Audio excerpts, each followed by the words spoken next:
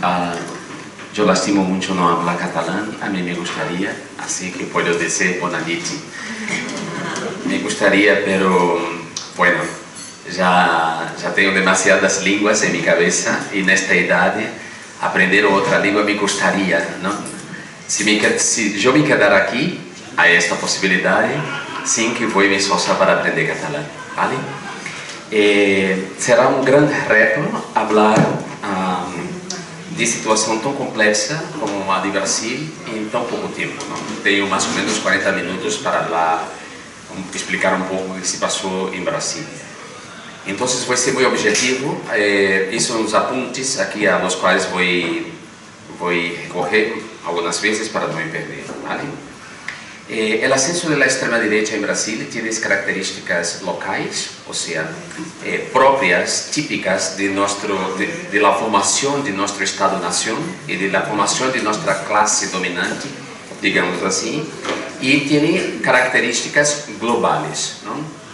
Vosotros saben que Brasil es un país continental, pero un Estado-nación forjado por la colonización, ¿no? Sobre todo principalmente a colonização portuguesa, que nos deu a língua, pero também colonização espanhola, colonização holandesa, colonização francesa, colonização italiana. Ou seja, somos um Estado-nação forjado por esta colonização, que não, como nenhuma colonização, é algo muito sencillo e também bueno, não? Somos uma nação forjada também por la esclavitud, ¿no? Por el esclavagismo. Foram 350 anos de esclavitud. E ao fim e ao cabo, quando a esclavitud foi abolida, os afrodescendentes não foram, como dizer, ressarcidos, não sei se essa palavra, não houve uma reparação a los escravizados, ¿vale? Ao contrário, o Estado brasileiro estimulou uma vez mais a imigração europeia para ali, dando concessões de terra e outros privilégios para blanquear, não? Para blanquear a sociedade brasileira. Ou seja, estou dizendo isso para que vocês saibam que as oligarquias políticas brasileiras, a classe dominante brasileira, não vou chamá-la de elite, senão de classe dominante, é uma classe dominante, são oligarquias venidas de aqui, de Europa, vale? E que guardaram este comportamento esclavista por século mesmo tras a abolição da esclavitud. São famílias que desde então, desde 500 anos, se revezam no poder. Têm o poder político, o poder econômico e quando surgiram os meios de comunicação massivos, também o controle dos meios de comunicação massivos. Então, o ascenso da extrema direita a partir de 2016 está relacionado com essas características, porque em 2016 foi o ano em que a crise financeira que houve nos Estados Unidos em 2018, a crise dos superprimes, que ha provocado tsunami na economia de todo mundo. Esta crise chega ao Brasil justo mais ou menos aí, porque Brasil, durante os governos Lula, os governos anteriores ao governo Dilma, que eram os governos Lula, Brasil ha vivido o que chamamos de boom de las commodities. E o hecho de que o Brasil exportava commodities protegeu o Brasil, a economia brasileira, da crise de 2018 e permitiu que Lula implementasse um conjunto de políticas sociais muito importantes para mitigar a desigualdade social e para incluir pessoas que estavam alejadas do espaço da cidadania nesse espaço da cidadania. Então, Lula cria, por exemplo, um programa de transferência de renda que se chama Bolsa Família, que era um programa direto de transferência de renda para combater a miséria absoluta e para sacar famílias da pobreza. Este programa teve um impacto também porque havia condicionais, não, para que uma família recebesse esta renda. Os filhos haviam que estar matriculados nas escolas e haviam que estar vacunados, havia condicionais. Era um programa, portanto, articulado com outras políticas públicas.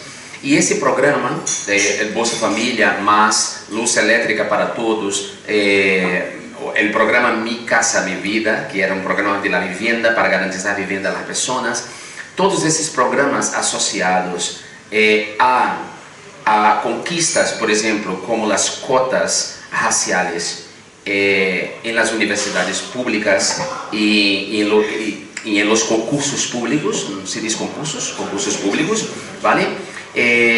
Las cotas raciais han provocado um cambio na sociedade, ¿vale?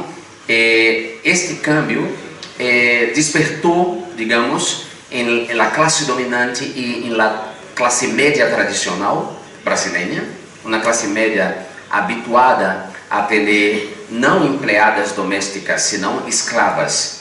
E digo isso porque minha madre foi empregada doméstica e não era tratada como uma empregada, não tinha direitos trabalhistas, era basicamente uma escrava, trabalhava em troca de comida. Então, esse câmbio provocou nesta classe média tradicional e, sobretudo, em los ricos, uma espécie de ressentimento. Então, quando a crise chegou, Dilma deu um discurso no dia 1º de maio, que é o dia dos trabalhadores e trabalhadoras, deu um discurso dizendo: nós vamos manter as políticas sociais.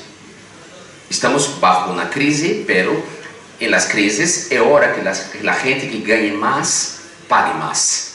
Então, Dilma puso no horizonte a possibilidade de cambiar a tributação em Brasil. A tributação em Brasil é uma tributação regressiva, é uma tributação que incide sobre o consumo, não sobre a renda. Não? De modo que uma pessoa que vai ao super, uma pessoa muito pobre, vou pegar um exemplo extremo, uma pessoa que está na calle que pede limosna, que pede limosna, esta pessoa com seu dinheiro vai ao super e compra um paquete de arroz e de frijoles, vale? Que faz parte da cesta básica brasileira. Esta pessoa paga por el pacote de frijoles e o pacote de arroz é o mesmo que paga uma pessoa muito rica, milionária, que vai comprar a mesma coisa. Ou seja, é uma tributação que incide sobre este consumo e não sobre a renda. Uma tributação, portanto, muito injusta do ponto de vista social. Então, Dilma colocou no horizonte que haveria uma reforma tributária que incidiria mais sobre a renda e que taxaria as grandes fortunas, né, e a transferência de herança. E esta foi a senha para que, óbvio, as oligarquias políticas que estão no controle do Brasil há séculos, oligarquias políticas que detêm o poder político, que elegem a maioria dos deputados e senadores, oligarquias políticas que controlam o judiciário, o poder judiciário, porque o poder judiciário em Brasil está controlado por basicamente 7 famílias que se revezam no poder judiciário como se fosse uma dinastia, ¿vale? E os donos de los meios massivos decidiram quitar Dilma do poder. E para quitar Dilma do poder, inventaram uma mentira. Criaram um crime de responsabilidade fiscal, porque ela hizo o que todos os outros presidentes anteriores fizeram, que é, vou sacar plata desta área e vou pôr nesta, mientras vou fazer isso porque sei que esta plata de aqui vendrá de outra maneira. Então, mientras esta plata não chega, vou utilizar isto para atender a los mais pobres. Digamos assim, seria como uma família que tem seus filhos numa escola particular, numa escola privada. E uma família começa a viver uma crise. Por exemplo, o padre se vê desempregado, solamente a madre trabalha. Então, há que fazer uma revisão de contas, vale? Então, o padre tem a promessa de que vai conseguir um outro emprego e, portanto, terá um novo salário. Mientras tanto, a madre e ele decidem que não pagarão a escola do filho este mês, porque o mais importante é comprar a comida de los hijos. Então, é uma coisa, do ponto de vista da justiça, é nobre, não?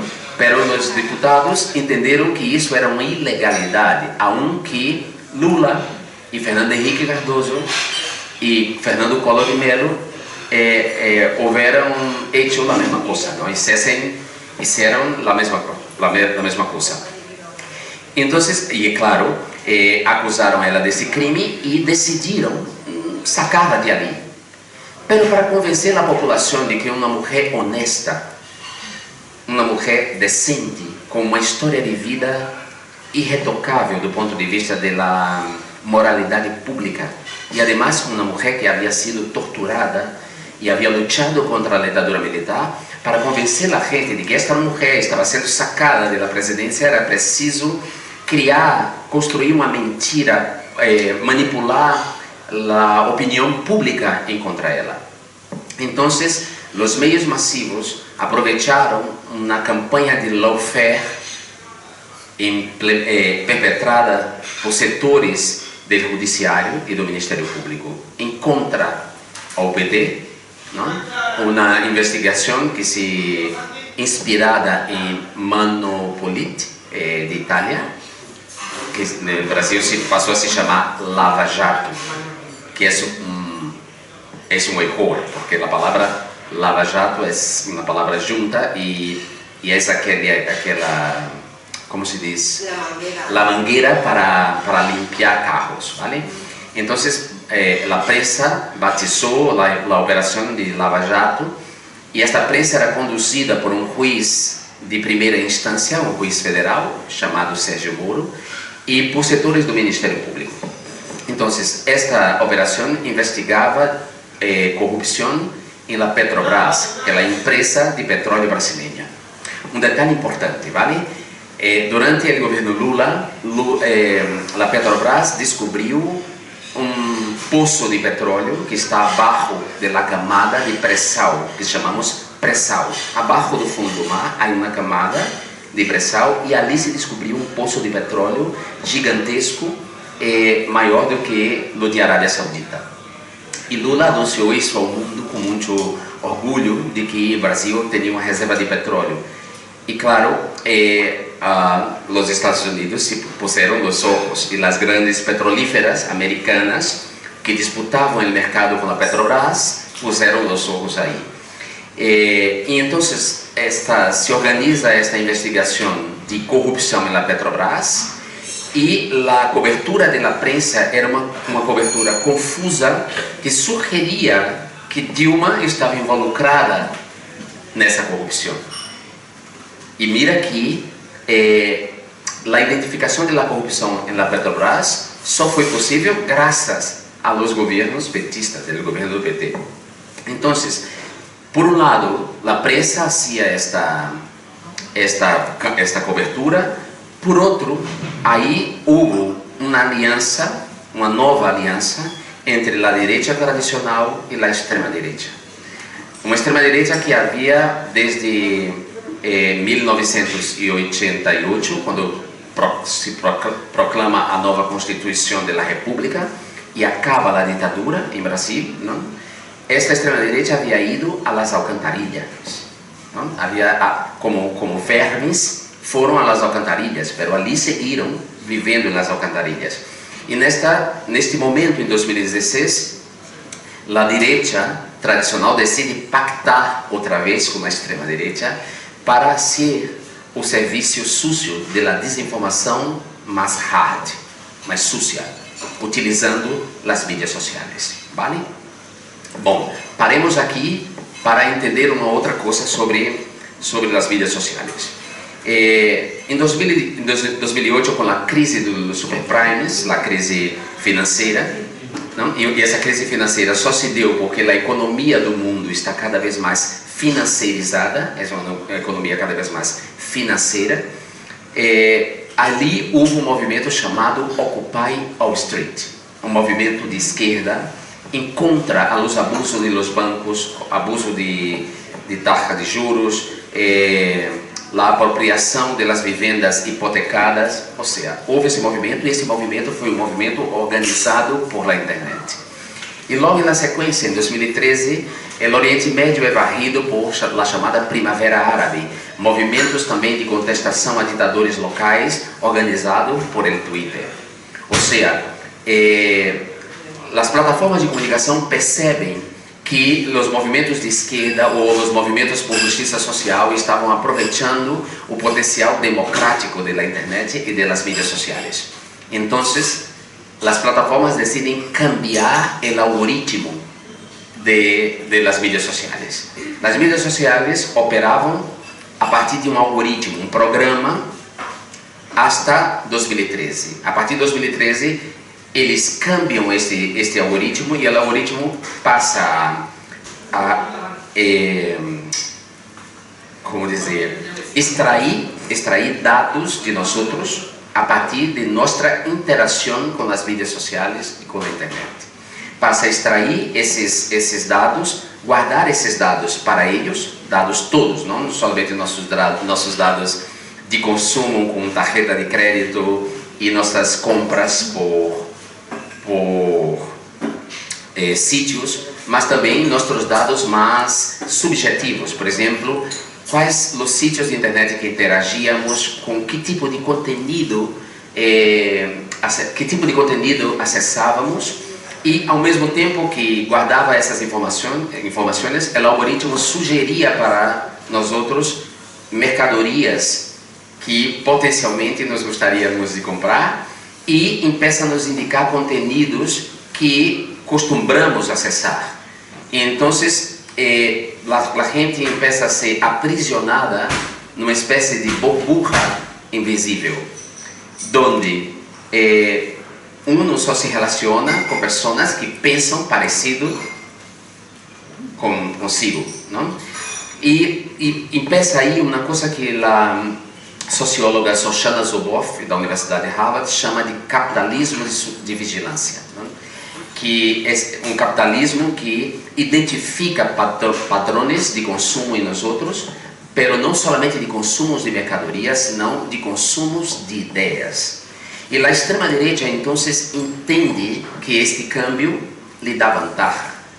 E a extrema-direita começa a ser uma espécie de mineração de dados. Foi o que disse Cambridge Analytica, a empresa de Steve Bannon, para identificar no Reino Unido quais eram as pessoas que poderiam ser atacadas com desinformação e votar por el Brexit, ou seja, a saída do Reino Unido da zona do euro. Então, esta empresa identifica esses eleitores e começa a atacá-los através das mídias sociais com desinformação, ou seja, desinformação hecha sob medida para estimular o medo, a ansiedade e o ódio dessas pessoas. E claro, com toda a globalização, um mundo cada vez mais integrado, tecnologias como a robótica, por exemplo, que ha produzido desemprego, tudo isso genera uma espécie de inseguridade e ansiedade das pessoas em relação ao futuro. A gente começa a ter medo. A globalização também e os cambios climáticos decorrentes do aquecimento global ha provocado o desplazamento de populações de las antigas colônias europeias hacia a Europa ou de los países de Latinoamérica hacia Estados Unidos. E a presença dos imigrantes ha sido utilizada por essa desinformação para poner en ellos la culpa. Então, a ideia de que se o Reino Unido salisse da zona do euro, estaria menos sujeito à imigração e à presença dos imigrantes e, portanto, da delinquência de imigrantes, e que haveria mais empregos para os nascidos em Reino Unido, pero para, claro, os nascidos em Reino Unido nunca são pensados como as pessoas que nasceram em Reino Unido e agora têm cidadania inglesa, não? Sempre se pensa em los nascidos em Reino Unido como os blancos, não? Isso, essa é a ideia. Então, Steve Bannon influencia com esta nova forma de propaganda política, não? Essa nova, porque a política ha sido sempre assombrada pela propaganda e a mentira, não?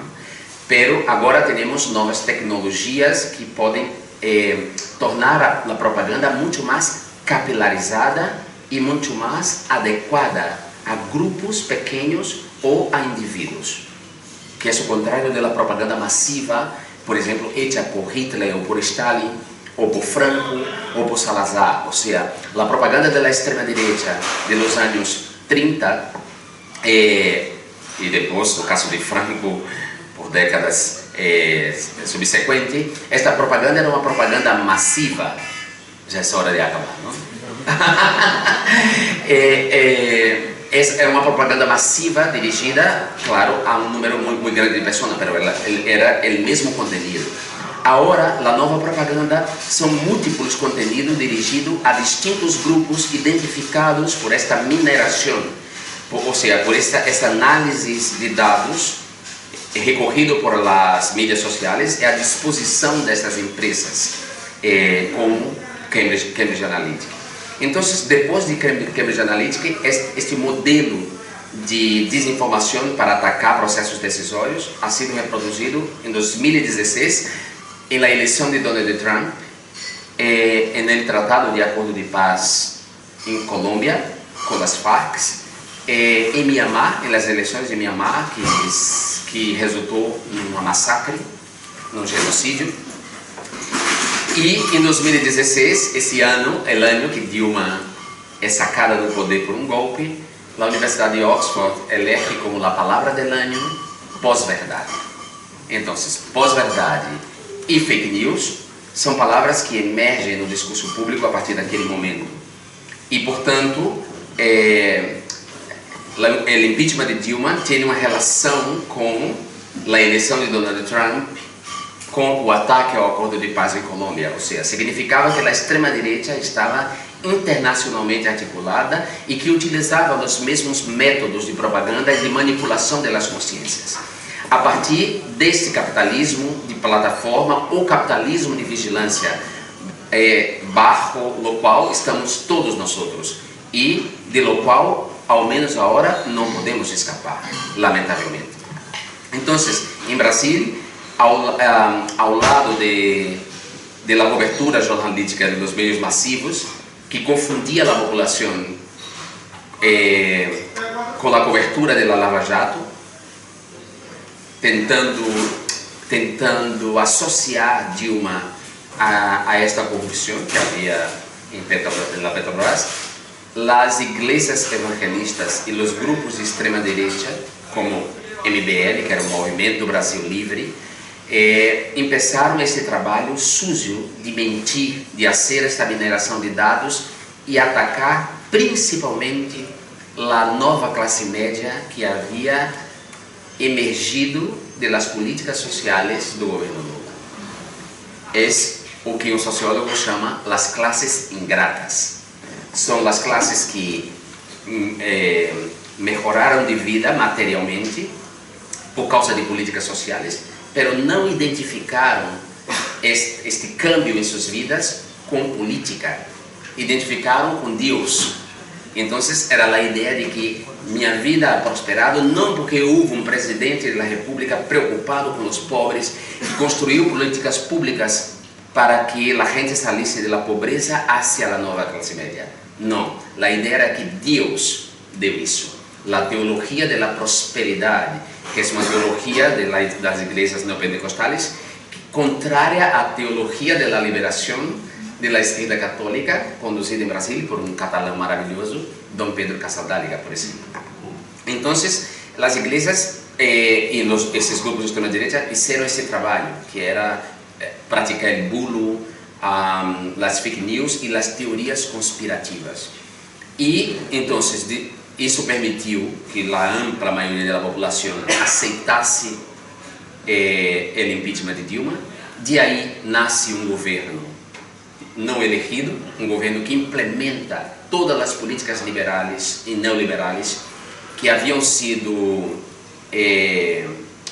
contra as quais a população havia votado porque a população havia votado em 2 governos de Lula e um governo de Dilma porque não queriam, a população não queria políticas neoliberais. A gente não queria privatizar a sanidade pública, a gente não queria privatizar os correios, a gente não queria privatizar as escolas nem a universidade, a gente queria um estado do bem-estar social e por isso han votado no PT. Então, a direita neoliberal, sabendo que não venceria as eleições, a única maneira de implementar sua política foi através de um golpe. Ou seja, golpeou Dilma e seu vice-presidente, Michel Temer, o traidor, se tornou presidente e implementou todas essas políticas neoliberais em 2 anos. E, claro, em 2016, Bolsonaro, que era um político do baixo clero, assim chamamos, não? Os políticos obscuros, um corrupto de baixa monta, não? Um tipo desprezível, que não havia produzido nada em 30 anos de parlamento, não? Estava no parlamento há 30 anos, que havia posto toda a sua família em la política, seus filhos nunca fizeram nada, nunca trabalharam com nada, todos han sido elegidos. Este tipo ordinário que não consegue construir uma frase, não? Uma oração subordinada, é verdade, um tipo que não tem capacidade cognitiva, mas um tipo ao mesmo tempo, um tipo de ladrão, em Brasil dizemos ladrão de galinha, não? Que hacía estas de galinha, esta pequena corrupção, começa a emergir como um catalisador, um condutor de los ódios, de los ressentimentos. Sobretudo, os ressentimentos em relação a esse avanço de los pobres hacia uma nova classe média, ressentimento da classe média tradicional por el tema de las cotas, não? A universidade deixa de ser uma universidade branca, majoritariamente, sobretudo cursos como medicina, direito, não? As engenharias, que antes eram cursos só para as elites, não? As classes dominantes. O sistema de cota começa a colocar negros e pessoas pobres nesses cursos. Então, este ressentimento, Bolsonaro começa a catalisar esse ressentimento porque ele tem a coragem, não sei se podemos chamar isso de coragem, não, pero, de dizer coisas que hasta então não se dizia. Ou seja, as afirmações, os insultos racistas, não? Os insultos misóginos, as coisas que o pacto civilizatório havia banido do espaço público, volveu. E claro, quando volve, uno se sente ali, que está ressentido, se sente identificado. E sobretudo no mundo em que os movimentos sociais estão pedindo um novo comportamento linguístico, não? Por parte das pessoas, não se pode, isso genera uma espécie de nostalgia do tempo em que mira como somos aborridos agora, não puedo mais humilhar ao maricón publicamente, não? Ai, que aburrido, não puedo mais fazer uma broma com os negros, não? Ou seja, tudo isso que para nós outros, não? Minorias, era visto como um insulto, uma humilhação, uma caricatura pública. Para muita gente não era, porque a gente não era o alvo desta humilhação. Então, Bolsonaro começa a falar disso, desse tempo nostálgico em que a vida era outra, e vai generando esta conexão, e vira este condutor, no sentido elétrico, de los ressentimentos, los ódios, vale? E lança sua candidatura em 2018. Ao princípio, muita gente creia que não ia dar em nada. Como este palhaço pode tornar-se presidente da República? Não? Pero, o que se passou é que a direita tradicional não tinha um candidato competitivo. Não teria. E a única possibilidade, bueno, e o único rei, digamos, o único candidato que teria certeza que venceria as eleições era Lula. Então, o que passa em 2018? Michel Temer, então presidente da República, este golpista, hace uma intervenção militar no Rio de Janeiro, bajo a excusa de que Rio era uma cidade violenta e que necessitava uma intervenção militar. Então, hace uma intervenção militar no Rio de Janeiro, comandada por um general chamado Braga Neto, um general formado durante a ditadura militar e nostálgico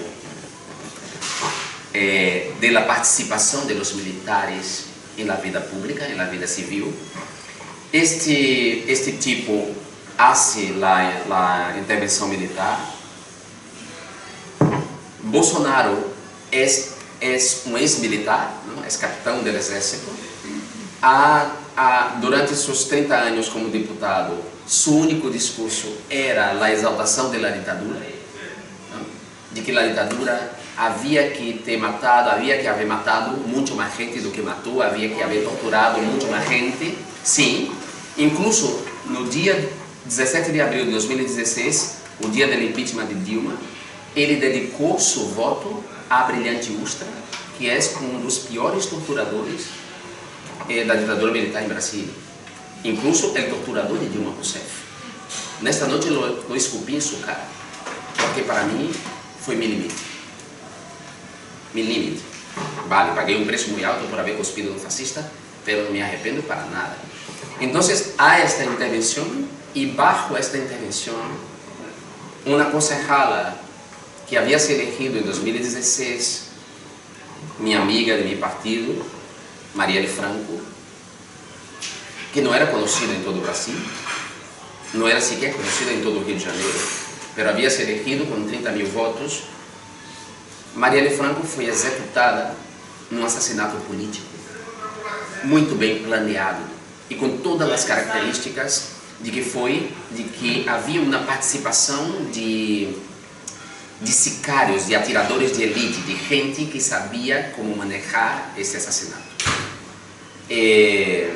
Marielle é assassinada e Sérgio Moro, que praticava a lawfare contra Lula e conduzia as investigações, pede a prisão de Lula. Então Lula é conduzido à cárcel sem provas. E a direita, que não tinha um candidato competitivo, abraça a Bolsonaro como candidato. E a prensa começa a torná-lo palatável. Ou seja, todos os documentos, todos os vídeos, toda a memória de que ele era um escroque, de que ele era um tipo abjeto, toda esta memória é exposta de lado pela prensa e decide torná-lo um candidato palatável. E, portanto, a direita tradicional faz um pacto, um segundo pacto com o banditismo. Essa é a verdade. Ou seja, a classe dominante brasileira põe a mão na mierda e pactua com o crime organizado, o tráfico de drogas, tráfico de madeira, tráfico ilegal de ouro, e o governo Bolsonaro é conduzido para fortalecer essas redes criminais. Para que vocês tenham uma ideia, em sua primeira viagem internacional hacia Japão, o avião de la comitiva foi apreendido aqui em Espanha porque transportava 39 quilos de pasta base de cocaína. Te digo, e claro, apenas uma pessoa, um militar, assumiu a culpa, pero uma pessoa não põe 39 quilos de pasta base de cocaína no avião da comitiva presidencial. ¿Vale? O subministro de Meio Ambiente, Ricardo Salles, está processado por participação no tráfico ilegal de madeira. Mira, o ministro do Meio Ambiente favorecia a extração ilegal de madeira do Brasil e seu tráfico hacia a Europa, assim como o tráfico de ouro em las terras Yanomamis.